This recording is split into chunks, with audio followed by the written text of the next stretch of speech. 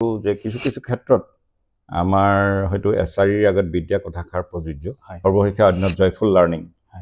যাতে শিক্ষকক ছাত্ৰ ছাত্ৰী যাতে একো ভয় কৰিব নালাগে 2011-12 চনৰ পৰা যিবিলাক ল'ৰা ছোৱালী আহিছে আৰু 2011-12 চনৰ আগলৈকে যিবিলাক ল'ৰা ছোৱালী আহিছে দুইটা সেকশনৰ ল'ৰা ছোৱালীৰ শিক্ষাৰ প্ৰতি থকা তেওঁলোকৰ মনোভাৱ এলপি সেকশনৰ ল'ৰা ছোৱালীবিলাকৰ পাঠ্যপুথিৰ বুজাটো অলপ হয়তো বেছি হৈছে মই প্ৰায় কৈছিলোঁ বা কৈ থাকোঁ যে আমাৰ জীৱনটোৰ দিনবিলাক আমি যাপন নহয় উদযাপন কৰিব লাগে। নমস্কাৰ, মই মনজিত আৰু মই আপোনালোকক অন্য এটা ভিডিঅ'লৈ স্বাগতম জনাইছোঁ। আৰু মোৰ সৌভাগ্য ভাল মোৰ শিক্ষাগুৰু ঘিনা মিলনজ্যোতি স্কুলৰ পৰা আৰু সেই স্কুলৰ প্ৰধান শিক্ষক আজি প্ৰাক্তন ছাৰ অলৰেডি ৰিটায়াৰ্ড হৈছে নৱকুমাৰ ছাৰ মই মোৰ আজি ভিডিঅ'টোলৈ স্বাগতম জনাইছোঁ। ছাৰ নমস্কাৰ। নমস্কাৰ ছাৰ, মোৰ সৌভাগ্য ভাল বহুত দিনৰ পৰা আশা কৰি আছিলোঁ আপোনাক লগ পোৱাৰ, মানে ঘৰৰ ওচৰতে যিহেতু, তথাপিও মই যিহেতু কৰ্মসূত্ৰে ডিব্ৰুগড়ত থাকোঁ, গতিকে আপোনাৰ লগত মানে অলপ বাৰ্তালাপ কৰোঁ বুলি ভাবিছোঁ, গতিকে আজি আপোনাৰ ওচৰত আহি উপস্থিত হ'লোঁ। প্ৰথমতে আজি মোৰ ইউটিউব চেনেল আৰু ফেচবুক পেজ মনজিত ক্ৰিয়েশ্যনলৈ আপোনাক স্বাগতম জনাইছোঁ। ধন্যবাদ। ছাৰ, মই আজি আপোনাৰ ওচৰলৈ আহিলোঁ অকণমান কথা পাতোঁ বুলি, যিহেতু আপোনাৰ লগত মোৰ আনুষ্ঠানিক শিক্ষা মোৰ 6টা বছৰ মই আপোনাৰ লগত অতিক্ৰম কৰিলোঁ আৰু আপুনি শিক্ষা জীৱনৰ আপোনাৰ মানে আমাৰ গাঁওখনত এই সমাজখনৰ লগত বহুত এটা গুৰুত্বপূৰ্ণ আপোনাৰ অৱদান আছে, বহুত আপোনাৰ দীঘলীয়া যাত্ৰা। ছাৰ, প্ৰথমতে আপোনাৰ অকণমান শিক্ষাৰ অভিজ্ঞতা মানে আমাৰ স্কুলখনৰ বিষয়ে অকণমান জানিব বিচাৰিম। আপোনাৰ ঘিনা মিলনজ্যোতি স্কুলৰ প্ৰতিষ্ঠা কৰিছিলে আপুনি। হয়, তো প্ৰকৃততে যদি মই ক'ব বিচাৰোঁ জীৱনত হয়তো শিক্ষক হ'ম বুলি ভবা নাছিলোঁ। পৰিস্থিতি কেতিয়াবা এনেকুৱা আহিল যে মই শিক্ষাৰ লগত জড়িত হৈ পৰিলোঁ। 1984 চনত যেতিয়া গাঁৱৰ ৰাইজে এখন মধ্যইংৰাজী পৰ্যায়ৰ, যিহেতু ইয়াত সেইটো লেভেলৰ স্কুল নাছিল, মধ্যইংৰাজী বিদ্যালয় এখন খোলাৰ কাৰণে তেওঁলোকে আগবাঢ়ি আহিল। আমি তেতিয়া যুৱক, আমি তেতিয়া কলেজীয়া ছাত্ৰ আছিলোঁ। তেওঁলোকে আহ্বান জনালে আৰু ৰাইজৰ আন্তৰিকতা দেখি আমি ইমান আপ্লুত হ'লোঁ, মোহিত হ'লোঁ আৰু ৰাইজৰ আহ্বানক আমি উপেক্ষা কৰিব নোৱাৰিলোঁ আচলতে। আৰু সেই সময়ত মোৰ বন্ধুবৰ আব্ৰাহাম টুন, তেওঁ যথেষ্ট কষ্ট কৰি স্কুলখন ষ্টাৰ্ট কৰিছিল আৰু মই কলেজৰ পৰা আহি তেওঁক সাময়িকভাৱে আমি সহযোগ দিওঁ বুলি সোমালোঁ। কিন্তু ৰাইজৰ মৰমৰ যিটো আহ্বান সেইটো আমি নেওচা দিব নোৱাৰিলোঁ, ইমান আন্তৰিকতাৰে ৰাইজে কাম লাগিছিল। গতিকে আমি ভাবিলোঁ যে আমি ইয়াত যদি কিছু যোগদান কৰোঁ, অন্ততঃ এইটো পিছপৰা অঞ্চলৰ যিটো নতুন প্ৰজন্ম, তেওঁলোকে অন্ততঃ মাধ্যমিক পৰ্যায়ৰ শিক্ষাটো লাভৰ ক্ষেত্ৰত যদি মই অকণমান অৰিহণা যোগাব পাৰোঁ, তেতিয়াহ'লে মই কিয় নকৰোঁ। এনেকৈ বুলি আমি ইয়াত যোগদান কৰিলোঁ। আৰু সময়ৰ লগে লগে আমি ছাত্ৰ ছাত্ৰীৰ মুখত এনেকুৱাকৈ সোমাই পৰিলোঁ যে আমি স্কুলখন আমাৰ এৰাব নোৱাৰা এটা অংগ হৈ পৰিল। আৰু আমি আমাক নহ'লে যেন ছাত্ৰ ছাত্ৰীসকল একেবাৰে অনাথ হৈ পৰিব, এনেকুৱা এটা ভাৱ আমাৰ মনত জাগ্ৰত হ'ল। আৰু গতিকে বন্ধুবৰ আব্ৰাহাম টুনৰ লগতে আমাৰ লগত পাছত পৰৱৰ্তী সময়ত যোগদান কৰিলে লুৰিয়াছ খালকো, মোৰ ওচৰৰ ভাতৃ সদৃশ যুৱক। তাৰপিছতে মোৰ অন্যতম ভাতৃ তুলাৰাম গগৈ ছাৰ 2 বছৰ পিছত তেওঁ যোগদান কৰিলে। আৰু আমি তেতিয়া আমাৰ সন্মুখত অৰ্জুনৰ সন্মুখত যেনেকৈ চৰাইজনীয়ে একমাত্ৰ লক্ষ্য, আমাৰ সন্মুখত কেৱল তেতিয়া স্কুলখনেই আমাৰ লক্ষ্য আছিল। আৰু গতিকে আমি তাত মন প্ৰাণ সকলোফালে ঢালি পেলাই 84 চনৰ পৰা সুদীৰ্ঘ 38টা বছৰ কৰি 2022 চনত আমি অৱসৰ গ্ৰহণ কৰিছোঁ। এনেকৈ আগবাঢ়িছিল। নিশ্চয় ছাৰ, এটা বহুত ধুনীয়া অভিজ্ঞতা আৰু এই অভিজ্ঞতাৰ সমভাগী হ'বলৈ ময়ো কেইটামান বছৰ পালোঁ। আৰু আপোনাৰ যি মোৰ শিক্ষা জীৱনৰ আপোনাৰ পৰা মই পাঠদান, মোৰ 6টা বছৰ আপোনাৰ প্ৰধান শিক্ষক হিচাপে আপুনি আছিলে আৰু সেই শিক্ষা মোৰ ল'বলৈ মই সৌভাগ্য হৈছিলোঁ। মোৰ দদাই, মোৰ দেউতা, লগতে মই, মোৰ ভাইটি ভণ্টি সকলো এই স্কুলত বৰ্তমানো পঢ়ি আছে। আৰু যিহেতু আপুনি যোৱা 2টা বছৰ 3টা বছৰ আগতে আপুনি ৰিটায়াৰ্ড হ'ল, তথাপিও কিন্তু চাগে স্কুলখনৰ লগত আপোনাৰ সেই সম্পৰ্কটো ছাৰ এৰাব নোৱাৰে, নহয় জানো? মই আজি আপোনাৰ ওচৰলৈ আহিলোঁ মই বিশেষকৈ এটা বিষয় লৈ, যিহেতু মই দেখিছোঁ, লগতে আমি সকলোৱে দেখিছোঁ যে আধুনিক শিক্ষা এতিয়া গোটেই মানে ছ'চাইটিত আধুনিক শিক্ষাৰে ভৰি পৰিছে, নহয় জানো? আৰু আমাৰ যিটো আগৰ শিক্ষা আছিলে, কয় যে এছাৰিৰ আগত বিদ্যা আছিলে, আৰু এতিয়া ছাৰ এইবিলাকতো সম্পূৰ্ণৰূপে চৰকাৰে বেন কৰিছে। তো ছাৰ, আপুনি কি ক'ব বিচাৰে? কথাটো সঁচানে এছাৰিৰ আগত সেই শিক্ষা আছিলেনে বাৰু? হয়, এইখিনি ক্ষেত্ৰত আচলতে প্ৰত্যেকৰ হয়তো মতবিলাক বিভিন্ন ধৰণৰ হ'ব পাৰে। মোৰ যিটো পইণ্ট অফ ভিউ, মই অনুভৱ কৰোঁ যে কিছু কিছু ক্ষেত্ৰত আমাৰ হয়তো এছাৰিৰ আগত বিদ্যা কথাষাৰ প্ৰযোজ্য, প্ৰয়োজন হৈ যায়। কিন্তু ইংৰাজী এষাৰ কথা আমি প্ৰায় শুনো যে spare the rod and spoil the child. গতিকে হয়তো এছাৰি আমি এনেকুৱাকৈ ব্যৱহাৰ কৰিব লাগিব যাতে ল'ৰাজনে শুদ্ধ পথত বা সুন্দৰভাৱে শিক্ষা আহৰণ কৰিব পাৰে। কিন্তু তাৰ অৰ্থ এইটো নহয় যে ল'ৰাজনক শাৰীৰিকভাৱে আমি একেবাৰে আঘাতপ্ৰাপ্ত কৰোঁ। গতিকে হয়তো এই কনচেপ্টটো বহু ক্ষেত্ৰত বহুত বিভিন্ন সময়ত হয়তো অকণমান ভুলকৈ প্ৰযোজ্য হ'ল। হয়তো বহুত জেগাত পূৰ্বতে আমাৰ এনেকুৱাও হয়তো শিক্ষক আছিল, হয়তো এছাৰিৰ প্ৰয়োগ অতিপাতেই কৰিলে, যাৰ ফলত হয়তো বহুত শিশু হয়তো আঘাতপ্ৰাপ্ত হ'ল। যিটো বস্তু হয়তো আমাৰ আধুনিক যিটো শিক্ষা ব্যৱস্থাৰ লগত সেইটো এটা খাপ নোখোৱা ধৰণৰ। সেইটো কাৰণে চাগে চৰকাৰীভাৱে এই ব্যৱস্থাটো আঁতৰাই এতিয়া সৰ্বশিক্ষা অন্যত জয়ফুল লাৰ্ণিং, যাতে শিক্ষকক ছাত্ৰ ছাত্ৰীয়ে যাতে একো ভয় কৰিব নালাগে, সেইটো ফৰ্মুলা অনা হৈছে। গতিকে দুইটা ফৰ্মুলাই বা দুইটা সূত্ৰই প্ৰযোজ্য বুলি মই ভাবোঁ। কিন্তু কিছু কিছু ক্ষেত্ৰত আমাৰ আধুনিক শিক্ষা ব্যৱস্থাত এছাৰি বা তেনেকুৱা শাস্তিমূলক ব্যৱস্থাটো একেবাৰে উঠাই দিয়াৰ কাৰণে হয়তো বহু ক্ষেত্ৰত আমাৰ কাৰিকৰীভাৱে অসুবিধা হৈছে শিক্ষা প্ৰদানত। তো মই সেইধৰণে অনুভৱ কৰোঁ। আৰু এইটো নহয় যে পুনৰ সেইটো ব্যৱস্থা ঘূৰাই আনিব লাগে বুলি। যদি এইটো ব্যৱস্থাত আমাৰ কাৰ্যকৰী হয়, সফল হয়, তেতিয়াহ'লে এইটো ব্যৱস্থাতে আমি ৱেলকাম কৰিব লাগে। কিন্তু যিহেতু আমাৰ দৰে গ্ৰামাঞ্চল বা বাগিচা অঞ্চলৰ স্কুলবিলাকত আমি কেতিয়াবা অকণমান কঠোৰ হ'বলগীয়া হয়। গতিকে সেইখিনি ক্ষেত্ৰত আমি পুৰণা সেই নীতিটোলৈ আমাৰ তেতিয়া নিশ্চয় মনত পৰে। আৰু এই ক্ষেত্ৰত আমি নিশ্চয় অভিভাৱকসকলৰ সহযোগিতা লাগিব। তেখেতসকলৰ সহযোগিতা অবিহনে আমি কোনো এটা হয়তো নীতি আমি কাৰ্যকৰী কৰিব নোৱাৰিম। গতিকে মই এই ধৰণে ভাবোঁ। নিশ্চয় মোৰ মনত আছে, বিশেষকৈ মই আজিলৈকে মানে কোব খোৱা তেনেকৈ মনত নাই বাৰু, তথাপিও মনত আছে আমাৰ খালখু ছাৰ, তেওঁ মানে যেতিয়া আমাৰ টাইম এটা পিৰিয়ডৰ পিছত অন্য এটা পিৰিয়ডত গেপ পৰে বা ওচৰৰ ক্লাছটো যেতিয়া আপোনাৰ চলি থাকে, তাৰ নেক্সট ক্লাছটোত ধৰক ক্লাছ নাই হোৱা, তেতিয়া মনে মনে থাকিবলৈ এবাৰ দুবাৰ তিনিবাৰ ৱাৰ্ণিং দিয়া হয়। আৰু বিশেষকৈ তেতিয়াও শাস্তিমূলক ব্যৱস্থা আমাক শাস্তি দিয়া হৈছিলে যে টেবুলত মনে মনে এনেকৈ কৰি পিনে শুই থাকিব দিয়া। তথাপিও সৰু ল'ৰা ছোৱালী যিহেতু তেতিয়া আমি আছিলোঁ, কোনেনো মানে মনে মনে থাকিব। ইটোৱে সিটোৱে কথা পাতোতে কিবা ওলাই, তাৰপিছত তেতিয়া ৰেলিঙত মানে দৰ্জাৰ খিৰিকীৰ যি ৰেলিং থাকে তাতে এছাৰিডাল মানে তেনেকৈ চুচৰাই দি চাউণ্ড দিয়া মানে হেৰি কৰা হয় গোটেই মানে পিৰিয়ডকেইটাত যিকেইটা ক্লাছ নাথাকে। এতিয়া মোৰ আজিও সেই মানে মোৰ মনত সজীৱ হৈ আছে সেই। আৰু মই ভাবোঁ নিশ্চয় ছাৰ কেতিয়াবা শাস্তিমূলক ব্যৱস্থা হ'ব লাগে, মানে হোৱাটো আপুনি যেনেকৈ ক'লে আজিকালি সেইটো নাইকিয়া হৈছে। কিন্তু আমি ঘৰতো দিয়কচোন, সৰু ল'ৰা ছোৱালীকো যেতিয়া নিজৰ ল'ৰাটো বা ছোৱালীজনীকে আমি কেতিয়াবা হ'লে শাস্তিমূলক কিবা এটা দিলেহে তেওঁলোকে হয়তো মানে অকণ হ'ব, কামটো কৰিব, তেনেকুৱা ধৰণৰ কিবা এটা ভয়, একচুৱেলি ভয় এটা লাগে নহয় জানো ছাৰ? ভয় এটা থাকিলে চাগে কামটো হ'ব, তেনেকুৱা ধৰণৰ কিবা মই ভাবোঁ, নহয় জানো ছাৰ? এই বস্তুটো এনেকুৱা, আমাৰ ভাৰতীয় যিটো সমাজ ব্যৱস্থাত এটা আমাৰ আপ্তবাক্য আছে চাগে, ভয়ে ভক্তি, ভক্তিৰ পৰা আমাৰ জ্ঞানটো লাভ হ'ব। গতিকে হয়তো সেই ব্যৱস্থাৰে মানে এটা সময়ত তেনেকৈ মানে প্ৰযোজ্য হৈছিল নেকি বস্তুটো, মই এই ধৰণে ভাবোঁ। ভয় কিছু ক্ষেত্ৰত আমাক প্ৰয়োজন আছে, আৰু যদি আমাৰ সেই ভয়টোৱে শিক্ষা আহৰণত বাধা দিয়ে তেতিয়াহ'লে আমি সেই ভয়টোক হয়তো আঁতৰাব লাগিব। গতিকে হয়তো নতুন শিক্ষা ব্যৱস্থাত এই কথাটো অনুধাৱন কৰিয়েই ভয়ৰ যিটো পৰিৱেশ, সেই পৰিৱেশটো সম্পূৰ্ণৰূপে তেওঁলোকে নাইকিয়া কৰিবৰ কাৰণে বিচাৰিছে। এতিয়া আমাৰ কোনো শিক্ষকেই ক্লাছলৈ বেট লৈ যাব নোৱাৰে,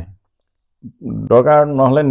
নিপিটাকৈ লাগে, কিন্তু বেট লৈ যাব নোৱাৰে। অৰ্থাৎ এটা ভয়ৰ পৰিৱেশ কোনো ৰকম পদ্ধতিৰ সৃষ্টি হ'ব নালাগে বুলি আধুনিক শিক্ষা ব্যৱস্থাই হয়তো বিচাৰিছে। তো আমি ইতিমধ্যে কৈছোঁৱেই যে কিছু কিছু ক্ষেত্ৰত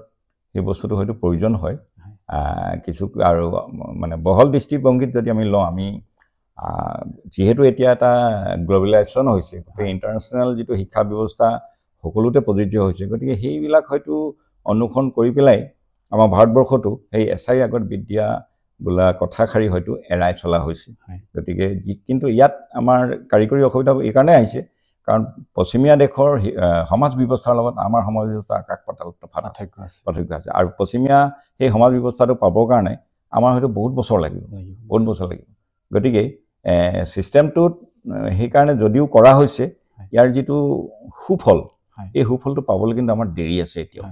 আৰু বহু ক্ষেত্ৰত আমাৰ মই অনুভৱ কৰিছোঁ বৰ্তমান যিটো শিক্ষা ব্যৱস্থাৰ যিটো ফচল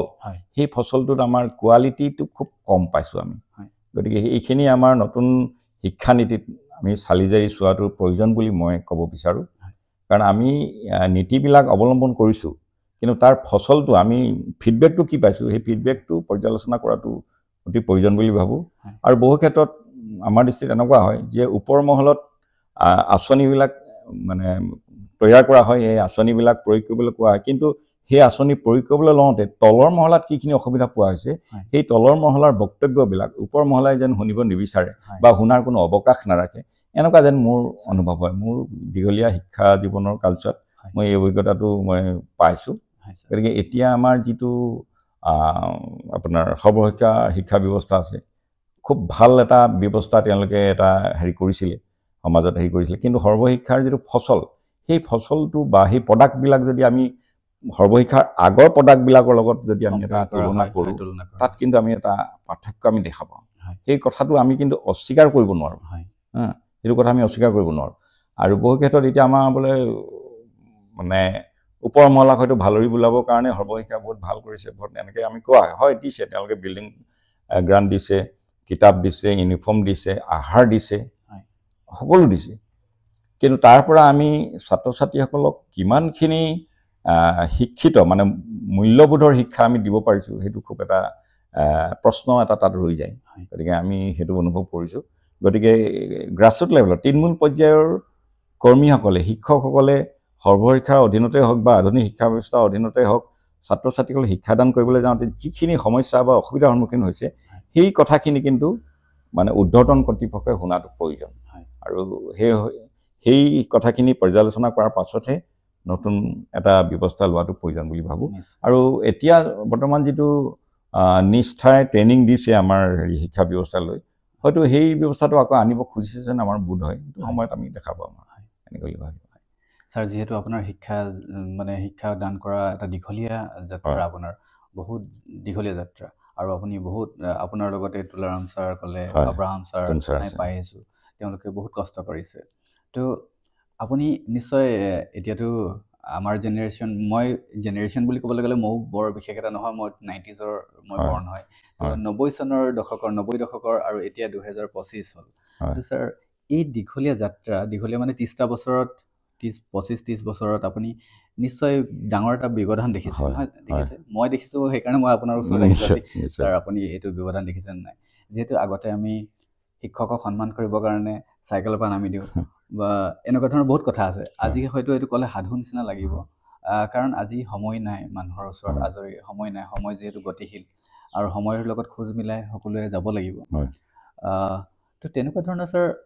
সেই 90 দশকৰ আৰু এতিয়া দশকৰ বহুত এটা ডিফাৰেঞ্চ আপুনি দেখিবলৈ পাইছে নিশ্চয় সেইটো এটা আমিতো স্বাভাৱিক কথা সেইটো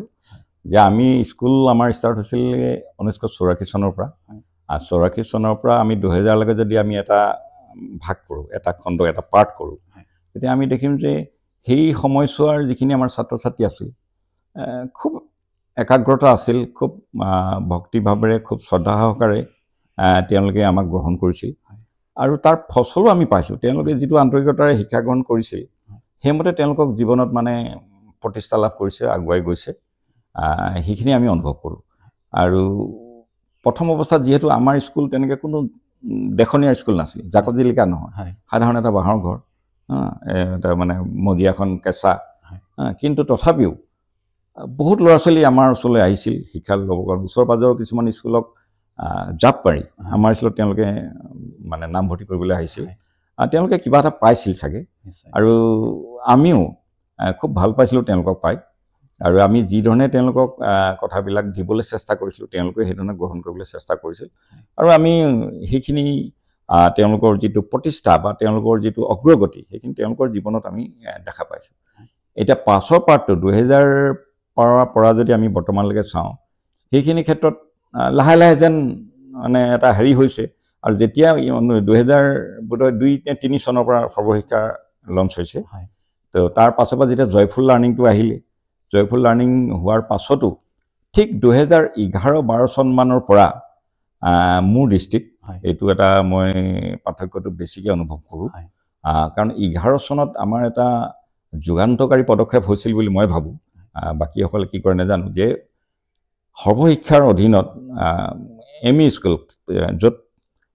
5, 6, 7 আছিল এই 5, 6, 7 ক্লাছটোৰ ভিতৰত 5 ক্লাছটো LP স্কুলৰ লগত মাৰ্জ কৰা হ'ল আৰু যেতিয়া LP স্কুলৰ লগত মাৰ্জ কৰা হ'ল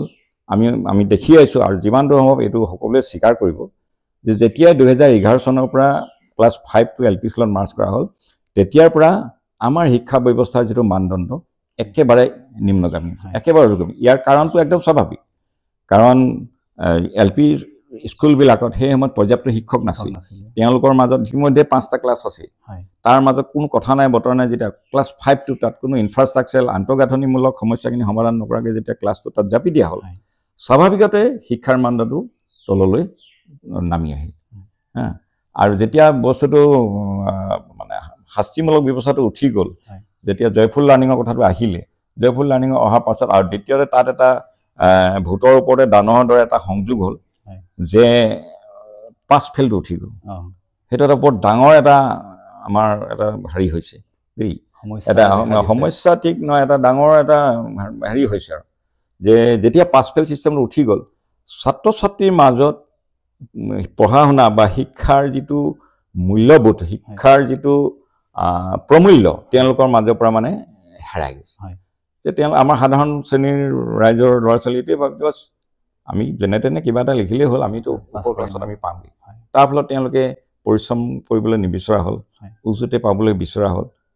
সেইটো কাৰণে মানে কি হৈছে এতিয়া তেওঁলোকৰ শিক্ষাৰ মানদণ্ডটো ইমান কমি আহিছে যে এতিয়া এজন SSLC পাছ কৰা ল'ৰা আৰু আগৰ এজন SSC পাছ কৰা ল'ৰাৰ মাজত এটা আকাশ পাতাল আমি এটা পাৰ্থক্য দেখিবলৈ আৰু তাৰোপৰি এতিয়া সৰ্বশিক্ষাত মই সৰ্বশিক্ষাক ঠিক সমালোচনা কৰিবলৈ যোৱা নাই কিন্তু কিছুমান ব্যৱস্থা হয়তো পৰ্যালোচনাৰ প্ৰয়োজন আছে যে এতিয়া খুব মানে এছে টাইপ কুৱেশ্যনবিলাক সৰ্বশিক্ষাত উঠাই দিয়া হ'ল একেবাৰে মানে সংক্ষিপ্ত পৰ্যায়ৰ হেৰিবিলাক ল'ৰা ছোৱালীয়ে সেইকাৰণে আজিকালি ইলাষ্ট্ৰেটেডলি লিখিব নোৱাৰে বহলাই লিখিব নোৱাৰে গতিকে এই ব্যৱস্থাটোৱে ল'ৰা ছোৱালীক লাহেকৈ কি কৰিছে যে যিটো পৰ্যালোচনা যিটো নিজৰ যিটো ভাবিব পৰা শক্তি সেইটো শক্তিৰ কচৰত হোৱা নাই নিজে কিবা এটা যিটো আমি ক্ৰিয়েটিভিটি সেই ক্ৰিয়েটিভিটিটো তেওঁলোকে আজিকালি হেৰি কৰিব পৰা নাই বিশেষকৈ মই টাউনৰ স্কুললৈ যাব নিবিচাৰোঁ কাৰণ সেইবিলাকৰ মই সংখ্যা ক'ব বিচৰা নাই আমাৰ গ্ৰামাঞ্চল আৰু বাগিচা অঞ্চলৰ স্কুলত আমি এই বস্তুটো দেখা পাইছোঁ গতিকে স্বাভাৱিকতেই 2000 চনলৈকে আমি যিখিনি ছাত্ৰ ছাত্ৰী পাইছোঁ আৰু 2000 পৰা বুলি নকওঁ ঠিক 2011 চনমানৰ পৰা যিখিনি ছাত্ৰ ছাত্ৰী আছে তেওঁলোকৰ মাজত যথেষ্ট এটা পাৰ্থক্য আছে আৰু তেওঁলোকৰ গোটেই শিক্ষাৰ প্ৰতি দৃষ্টিভংগীটোৱেই একেবাৰে মানে বিৰাট এটা তফাত আছে মানে 2011-12 চনৰ পৰা যিবিলাক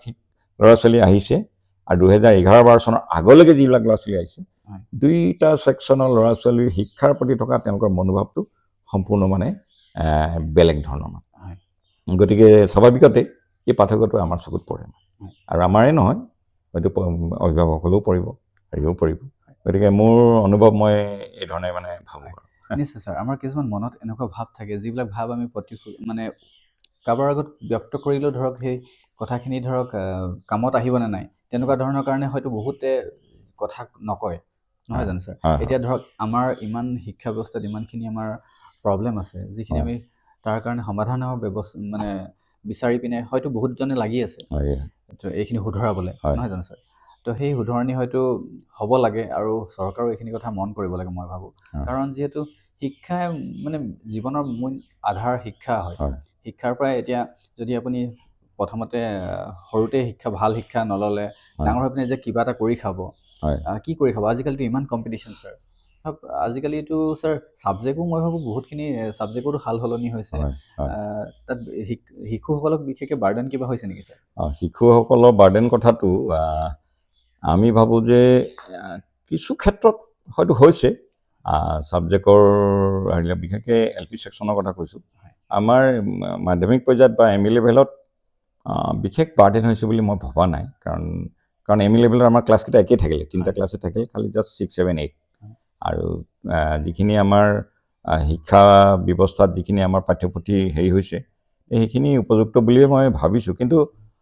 নিম্ন প্ৰাথমিক বা LP ষ্টেণ্ডাৰ্ডত কিন্তু এটা হেৰি হৈছে বুলি ভাবিছোঁ কাৰণ ভাষা শিক্ষাটো তেওঁলোকে তাত LP হেৰিতে শিকিবলগীয়া হৈছে এতিয়া ইংলিছটো বিশেষকৈ প্লাছ বোধহয় হিন্দীও আজিকালি আহিছে তেওঁলোকে এতিয়া মাতৃভাষা অসমীয়াটো ভালকৈ তেতিয়ালৈকে শিকি উঠাই নাই সেই সময়তে নতুন এটা ছাবজেক্ট যেতিয়া দিয়া হৈছে তেওঁলোকে স্বাভাৱিকতে তেওঁলোকৰ এটা বুজা হৈছে আৰু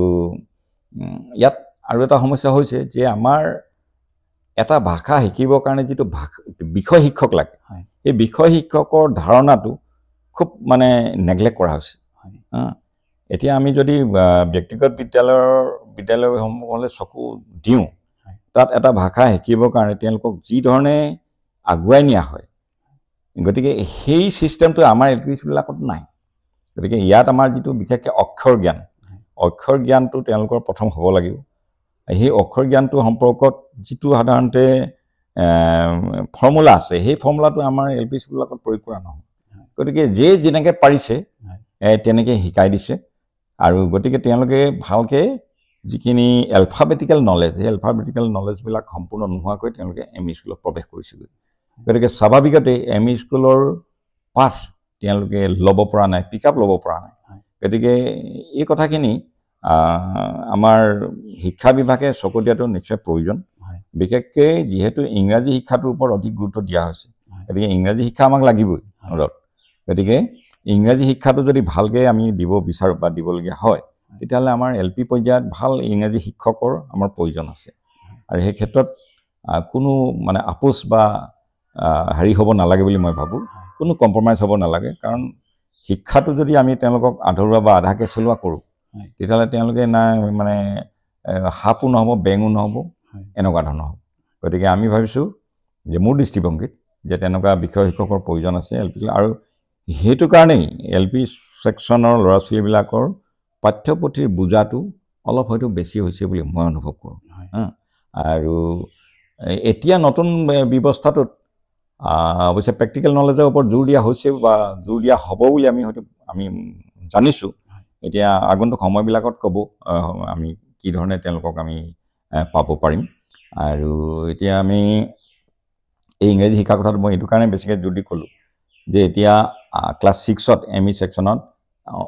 বিজ্ঞান আৰু অংক এই বিষয় দুটা ইংৰাজী মাধ্যমত বুজাবলৈ এটা নিৰ্দেশনা দিছে ভাল নিৰ্দেশনা আমি কোনো বেয়া বুলি ক'ব বিচাৰোঁ কাৰণ নেক্সট ফেজত তেওঁলোকে যেতিয়া হায়াৰ ছেকেণ্ডেৰী পাছ কৰি ইঞ্জিনিয়াৰিং মেডিকেলৰ এণ্ট্ৰেঞ্চ দিব তাত সেইকেইটা বস্তু লাগিব গতিকে হয়তো চৰকাৰে সেইটো দৃষ্টিভংগীৰে তাত ইংৰাজী মাধ্যমৰ ওপৰত জোৰ দিছে কিন্তু ইংৰাজী মাধ্যমৰ কথাটো কওঁতে তেওঁলোকৰ সেই ছাত্ৰ ছাত্ৰীখিনিয়ে কিমানখিনি ইংৰাজী লৈ আহিছে LP স্কুলৰ পৰা সেই কথাখিনি আমি বিচাৰ কৰিব লাগিছে তো সেইখিনি কথা যদি আমি অৱহেলা কৰি যাওঁ তেতিয়াহ'লে এই বস্তুটো এতিয়া কোনো কামত নাহিব এতিয়া বহু ক্ষেত্ৰত আমাৰ স্কুলবিলাকত সেইটোৱে হৈছে কাৰণ তেওঁলোকে ABCDখিনিয়ে ভালকৈ শিকা নাই গতিকে তেওঁলোকে আৰু 6ত এই মেথছ আৰু ছায়েন্সটো ইংলিছ মিডিয়ামত কেনেকৈ বুজাব অৱশ্যে এতিয়া অকণমান চৰকাৰে হেৰি কৰিছে যে দুইটা মাধ্যমতে বুজাব পাৰিব বুজাবই লাগিব কৰিবই লাগিব সেইটো গতিকে তাত সেই অসমীয়া মাধ্যমত বুজাওঁতে ইংলিছ ভাৰ্চনটো অকণমান তেওঁলোকক দিবলৈ কোৱা হৈছে আৰু সেইমতে কৰা হৈছে বুলি মই অৱগত হৈছোঁ আমাৰ স্কুলবিলাকত এতিয়া মই স্কুল এৰি অহা 2 বছৰ হৈছে গতিকে 2 বছৰ তেনেকুৱা হৈছে বুলি আমি জানিছোঁ আৰু জানি আহিছোঁ এজ এ ষ্টুডেণ্ট মই কওঁ বিশেষকৈ হয়তো সকলোৰ লগতে এইটো হোৱাটো স্বাভাৱিক যিহেতু আমি এজ এ ষ্টুডেণ্ট ছাৰ আপুনিও আছিলে এজ এ ষ্টুডেণ্ট আপোনাৰ কথা মই জানিব বিচাৰিম আমি যোনটো বিষয় টান পাওঁ এই ছাবজেক্টটো মই সেইটো ছাৰ ছাবজেক্টটো সদায় কম সময় দিছিলোঁ আৰু যোনটো ছাবজেক্ট মই বেছি ভাল পাইছিলোঁ সেইটো সময়ত মই সেইটো ছাবজেক্টত মই বেছি সময় দিছিলোঁ কাৰণ মই সেইটো যদি ছাবজেক্টত সলসলীয়াভাৱে পঢ়িব পাৰোঁ তেতিয়াহ'লে ডাঙৰকৈ মই পঢ়িছিলোঁ চবেই শুনাকৈ পঢ়িছিলোঁ যদি মোৰ ছাবজেক্টটো যোনটো ছাবজেক্ট মই টান পাওঁ সেইটো ছাবজেক্ট কম সময় ৰাখিছিলোঁ যাতে কোনো নুশুনক কোনো নেদেখক তেনেকৈ ৰাখিছিলোঁ ছাৰ এইটো আপোনাৰ লগত হৈছিলেনে মই নিজে ছাত্ৰ অৱস্থাত হয় আপোনাৰ ছাত্ৰ অৱস্থাত বা এইটো ইম্পেক্ট আপুনি আমাৰ ছাত্ৰসকলে যিসকলে চাব এই ভিডিঅ'টো তেওঁলোকৰ কাৰণে আপুনি কি ক'ব মানে এইটো হোৱাটো একচুৱেলি হ'ব নালাগে কিন্তু মই ভাবোঁ বেছিক মেক্সিমাম ছাত্ৰ ছাত্ৰীসকলে চাগে এইটো কৰে মই ভাবোঁ এইটো মোৰ নিজৰ জীৱনত যদি আমি চাওঁ ছাত্ৰ অৱস্থাত আমি টান ছাবজেক্ট বা ঢিলা ছাবজেক্ট বুলি মই পাৰ্চনেলি কৈছোঁ মই সেইধৰণে ভবা নাছিলোঁ পিছে সকলো ছাবজেক্ট সমানে গুৰুত্ব দিছিলোঁ হ'লেও অংকটোৰ প্ৰতি মোৰ কিছু দুৰ্বলতা আছিল কিন্তু তাৰ মানে এইটো নহয় যে মই অংক কমকৈ কৰিছিলোঁ, অংক যথেষ্টই মই চেষ্টা কৰিছিলোঁ। হ'লেও মই আশানুৰূপ নম্বৰ মই হাইস্কুল শিক্ষান্ত পৰীক্ষাত পোৱা নাই বাৰু। আৰু অংকৰ আগদিনা মোৰ খুব তিৰকমে জ্বৰ উঠিছিল, হয়তো নাৰ্ভাছনেছতে হৈছিল নেকি সেইটো। কিন্তু বাকী ছাত্ৰ অৱস্থাত মই সকলো ছাবজেক্ট সমানেই জোৰ দি পঢ়িছিলোঁ আৰু যথেষ্ট মতে ফল পাইছিলোঁ। আৰু আজিৰ যিসকল ছাত্ৰ ছাত্ৰী এইটো কিন্তু নকৰা নহয়, তেওঁলোকে টান পোৱা ছাবজেক্ট এটা অকণমান কমকৈ পঢ়ে, উজু পোৱা ছাবজেক্ট অলপ বেছিকৈ পঢ়ে। আৰু বহু ক্ষেত্ৰত মানে তেনেকৈ কৰোঁতে টান ছাবজেক্টটো তেওঁলোকৰ কাৰণে টান হৈ গৈয়ে থাকে। গতিকে আমি নতুন ছাত্ৰ ছাত্ৰীসকলক বা আজিৰ প্ৰজন্মৰ ছাত্ৰ ছাত্ৰীসকলক সেইটো কথা কৈ অহা হৈছে যে যিটো বস্তু টান লাগে একচুৱেলি তাৰ লগত ফাইটটো বেছিকৈ কৰিব লাগে, এইটো ভয় কৰিব নালাগে। কাৰণ যদি আমি টানটোক সাধাৰণ বস্তু এটাক টান বুলি ভাবি টান হৈ গৈ থাকিম। গতিকে আমি টান বস্তুটোৰ লগত আমি মানে এটা প্ৰত্যাহ্বান হিচাপে লৈ পেলাই আমি তাৰ মুখামুখি হ'ব লাগে। সাধাৰণতে আমাৰ ল'ৰা ছোৱালীয়ে কি টান পায়? অংকত অলপ টান পায়, বিজ্ঞান অলপ টান পায় আৰু ইংলিছ অলপ টান পায়। গতিকে এই বিষয়কেইটা আমাৰ ল'ৰা ছোৱালীবিলাকে যদি টান বুলি নাভাবি তাৰ লগত যুঁজিব বিচাৰে বা যুঁজিব পাৰে, তেতিয়াহ'লে মই ভাবোঁ কোনো সমস্যা নাই। আৰু এই ক্ষেত্ৰত আমাৰ যিসকল বিষয় শিক্ষক আছে, বিষয় শিক্ষকসকলৰো কিছু ভূমিকা থাকিব। তেওঁলোকে এটা ছাবজেক্ট মানে মনোগ্ৰাহী কৰি তুলিবৰ কাৰণে কিছুমান ব্যৱস্থা নিশ্চয় ল'ব লাগিব। আৰু বহু ক্ষেত্ৰত এই শিক্ষকজনৰ ওপৰত নিৰ্ভৰ কৰিব। আৰু আমি প্ৰায় কৈ থাকোঁ যে এজন ভাল টিচাৰে ইনস্পায়াৰ কৰিব পাৰে। গতিকে সেই ইনস্পায়াৰেশ্যন যদি ল'ৰা ছোৱালীক দিব পাৰে, তেতিয়া সেই ল'ৰা ছোৱালীয়ে কোনো ছাবজেক্ট টান বা ঢিলা বুলি নাভাবিব। গতিকে মই বিষয় শিক্ষকসকলৰ ওপৰত এই বস্তুটো মানে অধিক গুৰুত্ব আৰোপ কৰিব লাগে বুলি মই অনুভৱ কৰোঁ। নিশ্চয় ছাৰ, যেতিয়া আপুনি ক'লে যে শিক্ষকজনৰ ওপৰত সম্পূৰ্ণ অলপ তেওঁৰ কি ধৰণে বুজায়, তাৰ মোৰ মনত পৰিছে আপোনাৰ যেতিয়া ক্লাছ এটেণ্ড কৰিছিলোঁ, আমাক ভাল লাগিছিলে যে ছাৰ আহিব, এতিয়া ছাৰে আমাক হয়তো ফিল্ডলৈ লৈ যাব, গছৰ তললৈ লৈ যাব পঢ়াবলৈ, মানে এটা মুকলি পৰিৱেশৰ মাজত পঢ়িবলৈ পাই আমাক বহুতেই ভাল লাগিছিলে। আৰু সেইটো দিন আজিও মোৰ মনত আছে। সমাজ বিজ্ঞান হওক, কেতিয়াবা হিন্দীও আপুনি পঢ়াইছিলে, আপুনি যেতিয়া গছৰ তললৈ লৈ যায়, আমি সকলোৱে লাইন পাতি গছৰ তললৈ যাওঁ, পঢ়োঁ। তাতে মানে কি হ'ল, ক্লাছৰ পৰা ওলাই যাওঁতে ভাল লাগে নিশ্চয়। আৰু সেইটো এজন শিক্ষকৰ মানে কৰ্ম কেনেকৈ তেওঁ বুজাইছে, শিক্ষা কেনেকৈ দিছে, তেওঁৰ ওপৰত ছাৰে যেনেকৈ কৈছে, নিশ্চয় এইটো শলাগ ল'বলগীয়া আছে। আৰু ছাৰ, মই আৰু এটা কুৱেশ্যন আছিলে মোৰ, আমাৰ প্ৰাইভেট স্কুল আৰু গভৰ্ণমেণ্ট স্কুল মাজত এটা ব্যৱধান আছে বুলি ভাবোঁ। ধৰক এতিয়া বহুতে কয় যে মানে ডিফাৰেঞ্চটো আছে বুলি ভাবোঁ মই। আপুনি কি বুলি ভাবে ছাৰ? প্ৰাইভেট স্কুলৰ শিক্ষা বহুতে ভাবে যে ভাল, তেওঁ মানে হয়তো এটা আজিকালি এটা ফিজ এটা লয় আৰু ভাল শিক্ষা দিব, আৰু গভৰ্ণমেণ্ট স্কুলত সেই শিক্ষা নাপায়, গুৰুত্ব নিদিয়ে, তেনেকুৱা ধৰণৰ কিবা অভিযোগ থাকে বহুতৰ। হয়, নাই, এইটো আচলতে ধানটোৰ প্ৰতি কণটো মানুহৰ প্ৰতি মনটো এনেকুৱা ধৰণৰ হয়। সকলোৱে হয়তো দৃষ্টিভংগীটো অলপ বেলেগ বেলেগ হ'ব পাৰে। মই নিজৰ ভিউটো ক'ব বিচাৰোঁ যে প্ৰাইভেট স্কুল আৰু গভৰ্ণমেণ্ট স্কুলৰ মাজত যিটো মানে পাৰ্থক্যৰ কথা অনা হয়, মই ভাবোঁ কথাটো সম্পূৰ্ণ সত্য নহয়। মই আংশিক সত্যটো অৱশ্যে মই অস্বীকাৰ নকৰোঁ। আংশিক সত্য যে প্ৰাইভেট স্কুলৰ যিটো শিক্ষা ব্যৱস্থাৰ ক্ষেত্ৰত তাত মোৰ চকুত পৰা যিটো বস্তু ডিচিপ্লিন, সেই ডিচিপ্লিনটো তাত গ্ৰহণযোগ্য। কিন্তু তাৰ সেই বুলিয়েই আমাৰ গভৰ্ণমেণ্ট স্কুলৰ সেইবিলাক মানে হেৰি নহয়, মানে অগ্ৰহণযোগ্য হ'ব নোৱাৰে। আমাৰ গভৰ্ণমেণ্ট স্কুলৰো বহুতো তেনেকুৱা মানে হেৰি আছে, এই ইতিহাস আছে, ভাল ফলাফল দেখুৱাৰ, ভাল হেৰি কৰাৰ। বহু ক্ষেত্ৰত আমি দেখিছোঁ বহুত ভাল স্কুলে তেনেকৈ গভৰ্ণমেণ্ট স্কুলৰ পৰা, এতিয়া আমি আগতে যিবিলাক এতিয়া বৰ্তমান প্ৰতিষ্ঠিত লোক যিসকল ভাল ভাল ছাৰ্ভিচ কৰি আছে, আমিতো দেখিছোঁ আগৰ জেনেৰেশ্যনৰ চব গভৰ্ণমেণ্ট স্কুলৰ পৰা যোৱা, সকলো গভৰ্ণমেণ্ট স্কুলৰ পৰা। আজি আমি যদি ভালকৈ চাওঁ, আমাৰ ডক্টৰ নিৰ্মল চাইহালৰ দৰে ব্যক্তি, তেওঁলোকে আমাৰ চাহ বাগানৰ স্কুলত পঢ়ি যোৱা। গতিকে সেই কথাটো হয়তো আংশিকভাৱে হয়তো সত্য হ'ব পাৰে, কিন্তু সম্পূৰ্ণ সত্য বুলি মই ক'ব নিবিচাৰোঁ। আৰু এই ক্ষেত্ৰত অকণমান আমাৰ চৰকাৰী বা শিক্ষা বিভাগৰ যিবোৰ নীতি নিৰ্দেশনা, সেইবিলাকে অকণমান অভিভাৱক ৰাইজক কিছু দৃষ্টিভংগী সলনি কৰিবলৈ অলপ বাধ্য কৰিছে, মই ক'ব বিচাৰোঁ। হয় হয়, কাৰণ বহুত অভিভাৱকসকলৰ সপোন থাকে, নিজৰ ছাত্ৰ ছাত্ৰীক, নিজৰ সন্তানক সুযোগ্য সন্তান হিচাপে গঢ় দিবৰ কাৰণে সকলো অভিভাৱকৰ সপোন থাকে। সেই সপোনবোৰ বাস্তৱত ৰূপায়িত কৰিবৰ কাৰণে তেওঁলোকে এখন ভাল শিক্ষানুষ্ঠান বিচাৰে এইটো স্বাভাৱিক কথা গতিকে সেই শিক্ষানুষ্ঠানখন যদি তেওঁলোকে মানে আশা কৰা ধৰণে নহয় তেতিয়া স্বাভাৱিকতে অভিভাৱকসকলৰ যিটো দৃষ্টিভংগী মানে চৰকাৰী স্কুলৰ প্ৰতি সেইটো অলপ বেলেগ হৈ যায় আৰু আমি সাধাৰণতে পাইছোঁ যে যিখন স্কুলত মানে ছাত্ৰ ছাত্ৰীক এটা সুন্দৰ পৰিৱেশ দিয়া হয় সুন্দৰ শিক্ষা ব্যৱস্থা দিয়া হয় সেইখন স্কুল কথা নাই যে পকা স্কুল হ'ব লাগিব বুলি সেইখন স্কুললৈ ছাত্ৰ ছাত্ৰী অভিভাৱক দৌৰি আহে গতিকে এই ব্যৱস্থাটো একচুৱেলি সৰ্বশিক্ষাত আছিল সৰ্বশিক্ষা সেইটো কাৰণেই সকলো ভগা চিঙা স্কুল মানে বিল্ডিং গ্ৰাণ্ট দি গৃহ নিৰ্মাণ অনুদান দি সুন্দৰ কৰি দিছিল যে আমাৰ বিদ্যালয়খন সুন্দৰ হ'ব এনেকৈ বুলি তাত এটা শ্লোগান লিখা আছে গতিকে কিন্তু এতিয়া কথা এটা আছে যে তাত স্কুলখন সুন্দৰ হ'লেই নহ'ব কিন্তু তাৰ ভিতৰুৱা যিটো ব্যৱস্থা সেই ব্যৱস্থাটো সুন্দৰ হ'ব লাগে আমাৰ তাহানি সৰ্বপল্লী ৰাধাকৃষ্ণনে কোৱা এষাৰ কথা আমি সদায় কওঁ স্কুলত যে a man can make a building but building can't make a man গতিকে এটা সুন্দৰ বিল্ডিঙত এটা সুন্দৰ শিক্ষা নাপাবও পাৰে যদিহে তাৰ শিক্ষাৰ লগত জড়িত থকা মানুহবিলাক সুন্দৰ নহয় গতিকে আমাৰ এতিয়া চৰকাৰী কিছুমান নীতি নিৰ্দেশনাই এনেকুৱাকৈ মেৰপেচত কিছুমান পেলাইছে যাৰ ফলত আজিৰ চৰকাৰী স্কুলৰ শিক্ষকে ছাত্ৰ ছাত্ৰীক অধিক সময় দিব নোৱাৰা অৱস্থা এটা হৈছে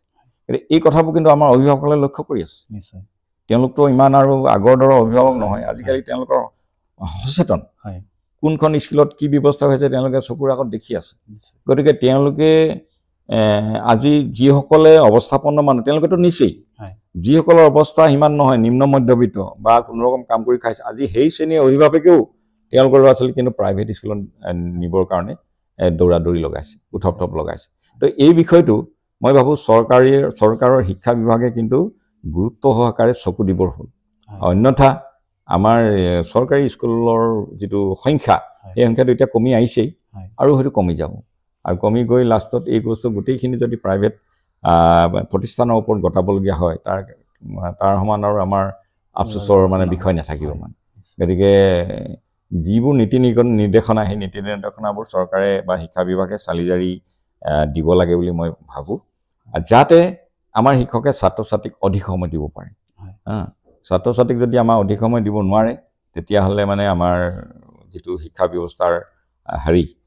ইমান যিখিনি ব্যয়বহুল যিটো শিক্ষা ব্যৱস্থা একেবাৰে মানে উচ্চন পৰি যাব মই সেই বুলি অনুভৱ কৰোঁ আৰু প্ৰাইভেট স্কুলৰ লগত আমাৰ চৰকাৰী স্কুলৰ যিটো মানে তথাকথিত যিটো পাৰ্থক্য সেই পাৰ্থক্যৰ ক্ষেত্ৰত আমি অকণমান এতিয়া দেখোঁ যে প্ৰাইভেট স্কুলৰ যিখিনি কেৰিয়াৰ সেই কেৰিয়াৰখিনি বৰ্তমান যুগত অকণমান হৈছে তেওঁলোকে অকণমান প্ৰতিষ্ঠা লাভ কৰিছে বা কম্পিটিটিভ এক্সামবিলাকত তেওঁলোকে কম্পিট কৰিব পাৰিছে সেইখিনি আমাৰ চকুত পৰিছে নপৰা নহয় কিন্তু তাৰ অৰ্থ এইটো নহয় যে আমি চৰকাৰী স্কুলে নোৱাৰিম চৰকাৰী স্কুলৰো আমাৰ আছে স্ক'প বহুত ভাল ভাল ল'ৰা ছোৱালী হয়তো 100জনৰ ভিতৰত 100জন নহ'ব পাৰে হয়তো 100জনৰ ভিতৰত 30জন ল'ৰা ছোৱালী খুব ভাল ল'ৰা ছোৱালী আমি সেইসকলক যদি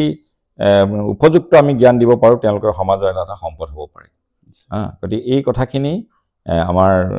চৰকাৰে বা শিক্ষা বিভাগে গুৰুত্ব সহকাৰে বিবেচনা কৰিব লাগে বুলি মই আহ্বান জনাব বিচাৰোঁ কাৰণ এইখিনি যদি আমি অপচয় হ'বলৈ দিওঁ আমাৰ গ্ৰামাঞ্চলৰ বাগিচা অঞ্চলৰ এই সম্পদখিনি যদি অপচয় হ'বলৈ দিওঁ তেতিয়াহ'লে আমাৰ অদূৰ ভৱিষ্যতে শিক্ষা ব্যৱস্থাটোক আমাৰ ধৰি ৰখা মুস্কিল হ'ব গতিকে মই সেইকাৰণে মই পুনৰাই শিক্ষা বিভাগ বা চৰকাৰক এইটো আহ্বান জনাম যে অন্ততঃ এই শতকৰা 30% যি ল'ৰা ছোৱালী আমাৰ চৰকাৰী স্কুলত আছে খুব ভাল মানে শিক্ষাৰ্থী সেই শিক্ষাৰ্থীসকলৰ কথা চিন্তা কৰি তেওঁলোকে নীতি নিৰ্দেশনাবোৰ জাৰি কৰিব লাগে বুলি আমি ক'ব বিচাৰোঁ নিশ্চয় যেনেকৈ ছাৰে ক'লে আমি সকলোৱে দেখি আহিছোঁ আৰু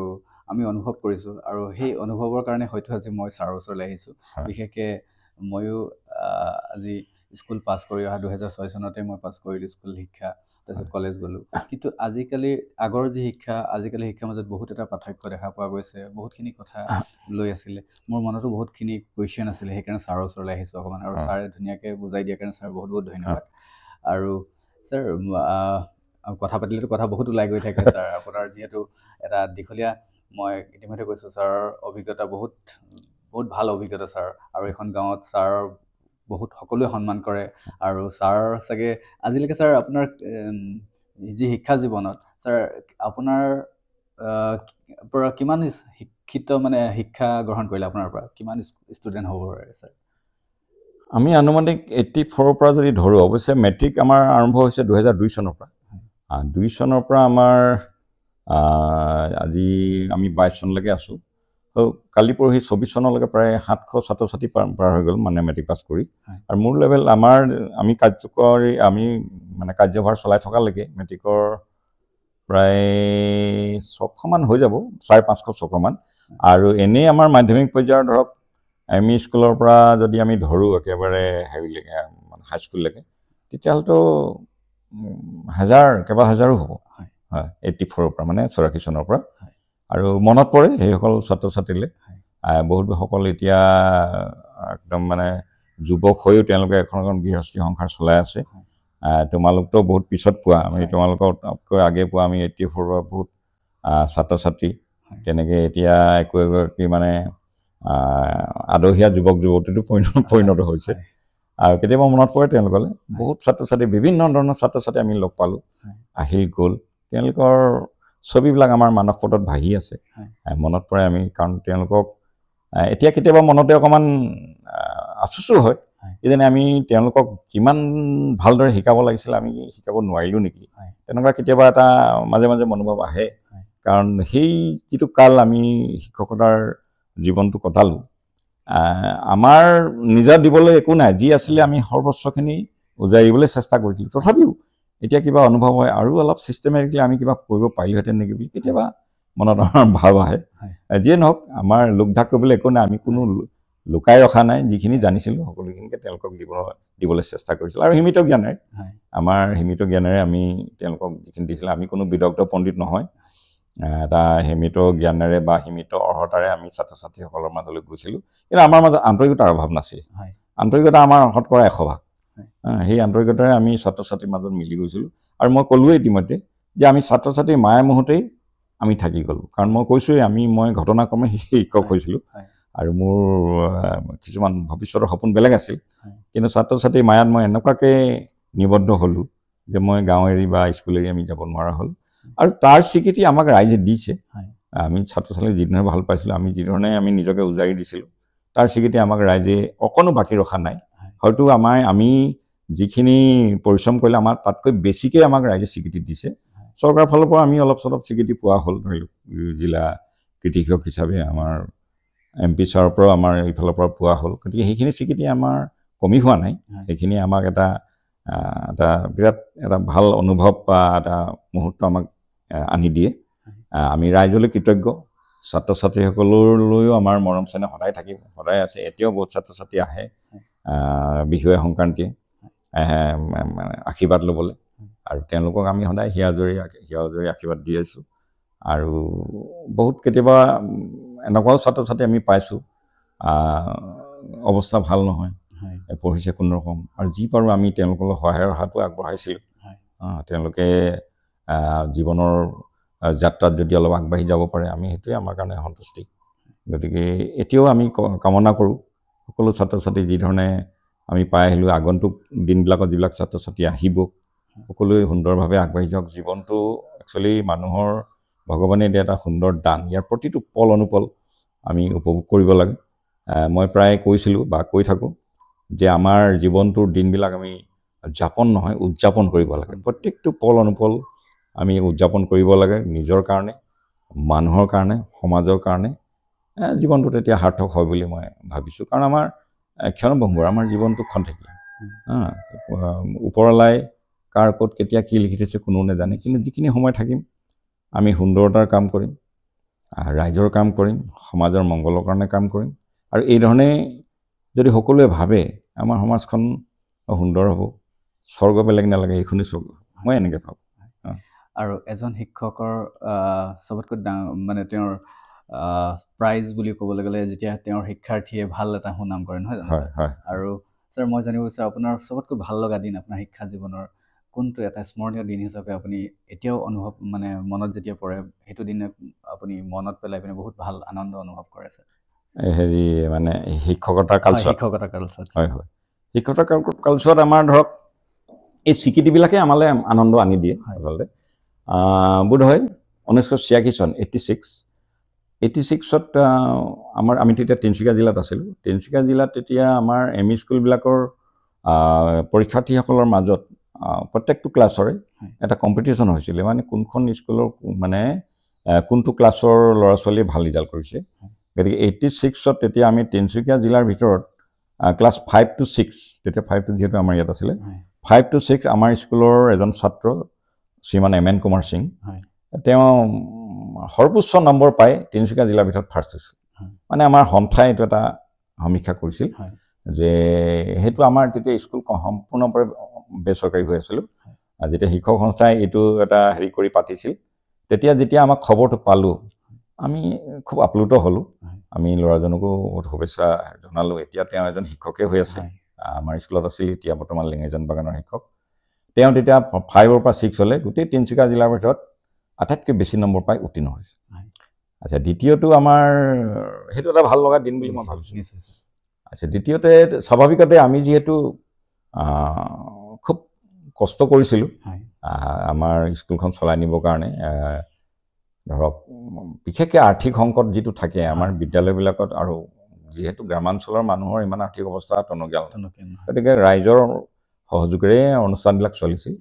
হুঁচৰি গোৱা হৈছিল ৰাইজৰ পৰা ধান সংগ্ৰহ কৰা হৈছিল লটাৰী খেল কৰা হৈছিল ভিডিঅ' শ্ব' দেখুওৱা হৈছিল ইত্যাদি কামত আমি বহুত কষ্ট কৰি পেলাই আৰু সমান্তৰালভাৱে আমি বিল্ডিঙৰ কাৰণেও বিভিন্ন অনুষ্ঠান পৰিচালন গৈছিলোঁ প্ৰায়সকলে আমাক সেই সময়ত মই ক'ব লাগিব আমাৰ নাহৰকটীয়া সমষ্টিৰ বিধায়ক মাননীয় কুকুম্বৰ ডায়েৰে গগৈ ডাঙৰীয়াই আমাক যথেষ্ট সহায় কৰিছিল আৰু তেখেতৰ সহায়ত আমি আমাৰ তেতিয়াৰ আমাৰ MP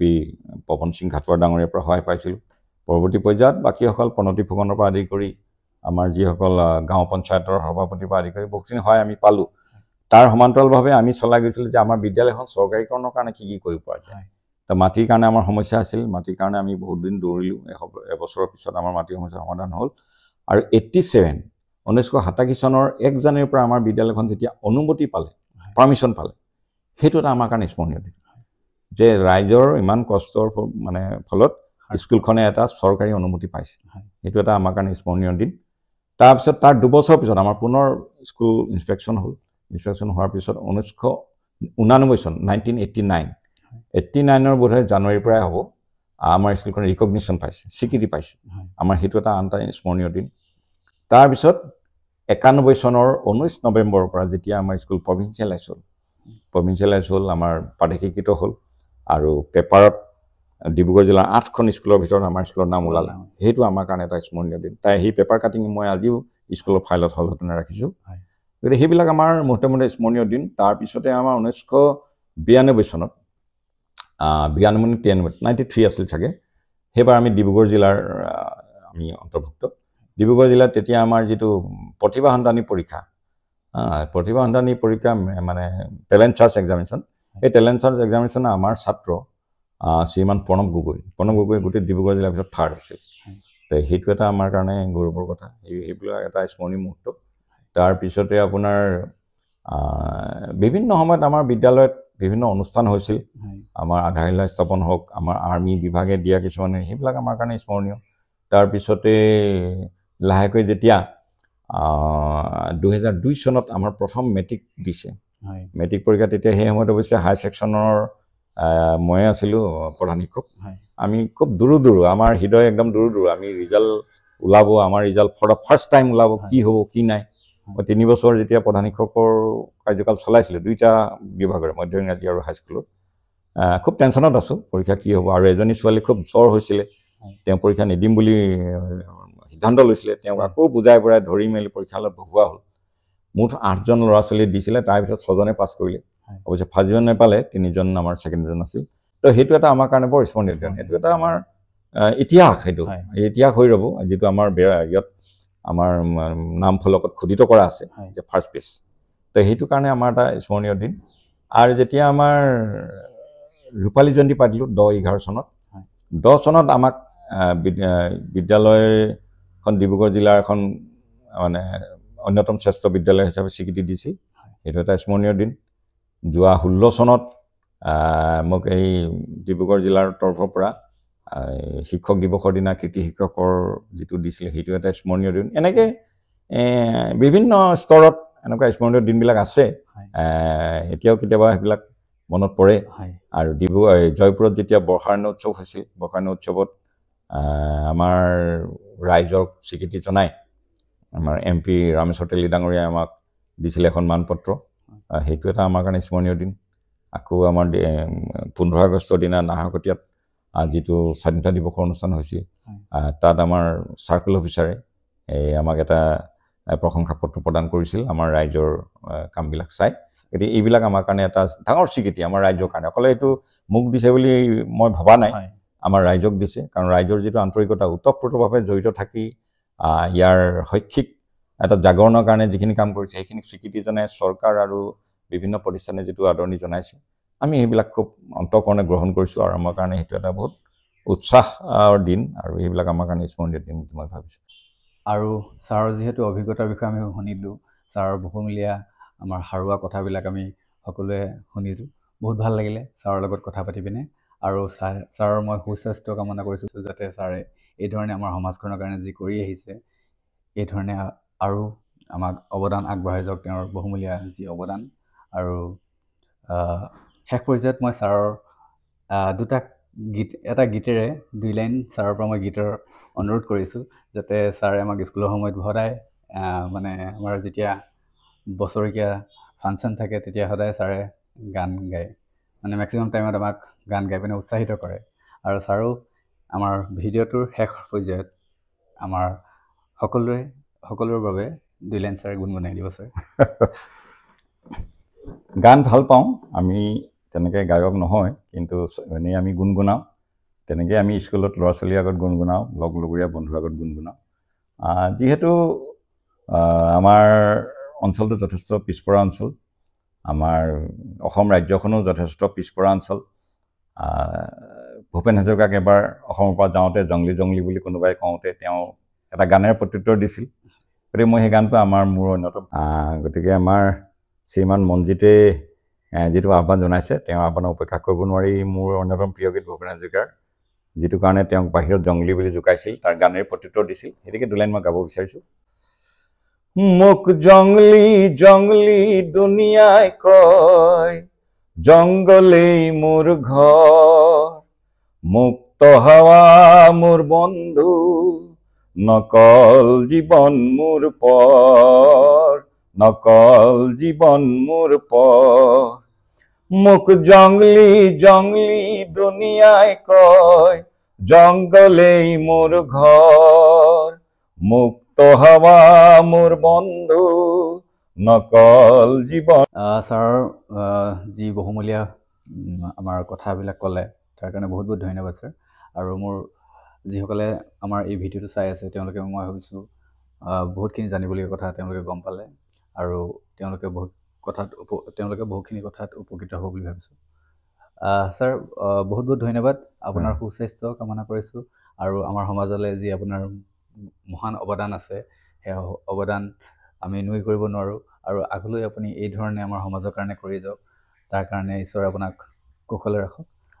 আৰু দীৰ্ঘায়ু হওক, তাৰে কামনা কৰিছোঁ ছাৰ। ধন্যবাদ। আৰু তোমাৰো উত্তৰণি কামনা কৰিছোঁ। তুমি সপৰিয়ালে সুন্দৰভাৱে থাকা, আৰু বৰ্তমান যি কামত ব্যস্ত হৈ আছা